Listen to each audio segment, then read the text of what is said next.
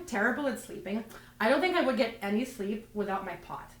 It just helps me calm down enough to fall asleep. Like, I can just relax knowing it's right there when I need it in the middle of the night. You guys know what I'm talking about, right? I mean, I know it's Canada, pot is legalized, right? Oh, phew, great, okay. I thought it would be a little embarrassing. It's comforting to know I'm not the only one using a chamber pot. One time, a friend came over and her 4-year-old daughter saw my little pink chamber pot, and she's like, "Mommy, what is that weird bowl?" And and the mom explained that I'm pretty old-fashioned, so I'm using this old-fashioned potty to potty train my kids. And I had to say, "No, that's actually mine. I'm actually potty training myself." But I really need it because there's a staircase and a hallway between my bedroom and the nearest washroom. And so if I go for that hike in the middle of the night, it's really hard to fall back asleep. And I'd be doing that hike like 5 times a night. Because first of all, I wake multiple times a night, and second, I have this kind of weird thing. I have to pee as the very, very last thing I do before sleeping. Like, if I pee and then I yawn, I have to go pee again.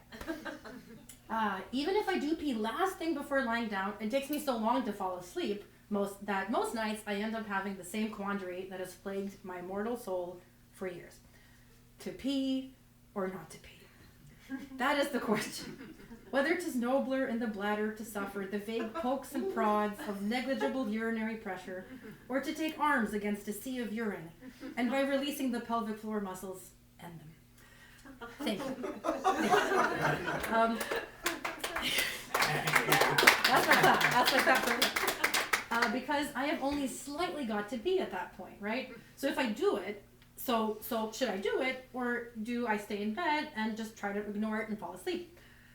But once I have this thought, there's only one answer. I have to pee. You know what I'm talking about, people. I see some nods. Yeah.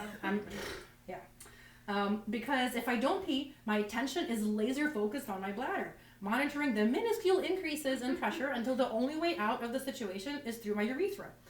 And by now, it's 20 minutes later, that's already a third of an hour, I'm already sleep deprived, and I'm so anxious about sleeping, I can't fall asleep anymore. But at least with my chamber pot, I don't need to leave my chamber. And I've got the muscle memory down, so I can execute the maneuver in total darkness. Throw the legs over the bed, squat, reach for chamber pot, relieve myself, slowly slide pot back into position so as not to cause any waves, hop back into bed. Most nights, this system works perfectly, and my nighttime is maximized. My nighttime is maximized. There are flaws, though.